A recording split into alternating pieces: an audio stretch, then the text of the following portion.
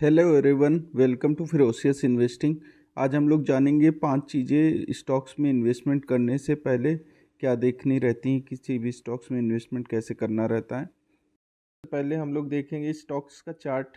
Stock का chart exponentially या upward होना चाहिए। इसको हम लोग समझेंगे एक जगह से। भी मेरे सामने एक कंपनी है वरुण बिवरेजेस करके। अगर हम लोग इसका मैक्स चार्ट देखते हैं तो देखते हैं अपवर्ड ही जा रहा है या एक्सपोनेंशियली ही मूव ऑन कर रहा है। In spite of so many ups and downs ऊपर ही जा रहा है। सेकंड कंपनी डिलाइट इंडस्ट्री, इसका भी हम लोग चार्ट देखेंगे तो ये ऊपर ही मूव कर रहा है एक्सपोनेंशियली।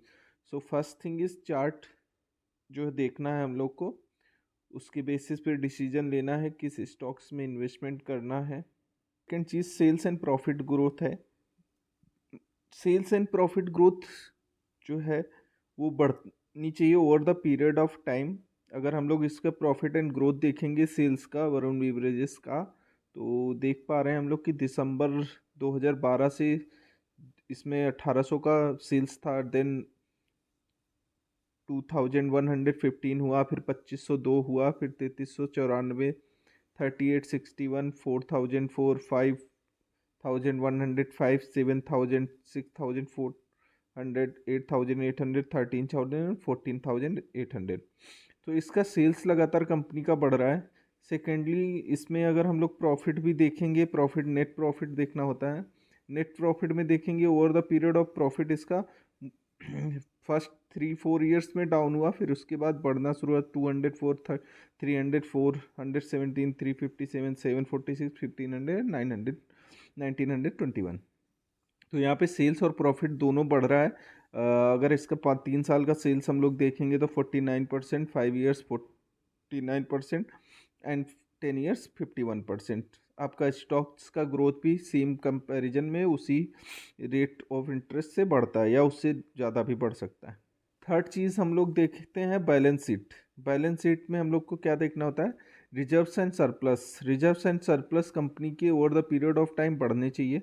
अगर हम लोग दिसंबर 2012 से देखेंगे तो 145, 82, 9, देन 91, 1511, 1587, 1816, 3000, 30, 3200, 3600, 44 एंड 58। ओके। इसके बाद हम लोग इसमें देखेंगे बारोइंग्स। बारोइंग्स जो है उसकी रिजर्व से ज़्यादा नहीं होनी चाहिए कंपनी की बारोइंग्स। तो यहाँ पे हम लोग देख पा रहे हैं कंपनी की बारोइंग जो है रिजर्व से ज़्यादा नहीं है, और बारोइंग कंपनी कर भी सकती है बट उसको सही से यूटिलाइज करना है।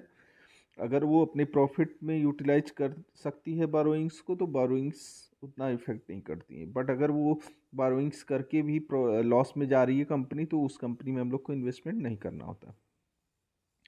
फोर्थ चीज़ हम लोग की आती है share holding pattern. Share holding pattern में कंपनी जो प्रमोटर्स की होल्डिंग होनी चाहिए मोर देन 50% होनी चाहिए। F I eyes D eyes अगर हैं तो अच्छा है कंपनी में। और पब्लिक का जो है एवरेज होना चाहिए, जो इन्वेस्टमेंट पैटर्न है वो एवरेज होना चाहिए। अगर फिफ्थ चीज़ जो हमारी है प्लेजिंग ऑफ शेयर्स, प्रमोटर की होल्डिंग प्लेस नहीं होनी चाहिए, होनी भी चाहिए तो बहुत ही रेयर होनी चाहिए। अगर हम यहाँ पे देख पा रहे हैं कंपनी का शेयर्स की प्लेजिंग नहीं है। प्लेजिंग से क्या रहता है, वो बोरोइंग्स करते हैं प्लेस करके प्रमोटर्स। तो अगर बोरोइंग वो नहीं किया है, उन्होंने प्लेस नहीं कर रखा, तो ये इट्स अ सेफ कंपनी, आप सेफ उसमें इन्वेस्टमेंट कर सकते हैं। तो ये 5 चीज़ें हैं जो जिस पर हम लोग को ध्यान देना होता है इन्वेस्टमेंट से पहले, और ये 5 चीज़ों पे गौर करेंगे और अच्छी कंपनी में इन्वेस्ट करेंगे। Thank you for watching.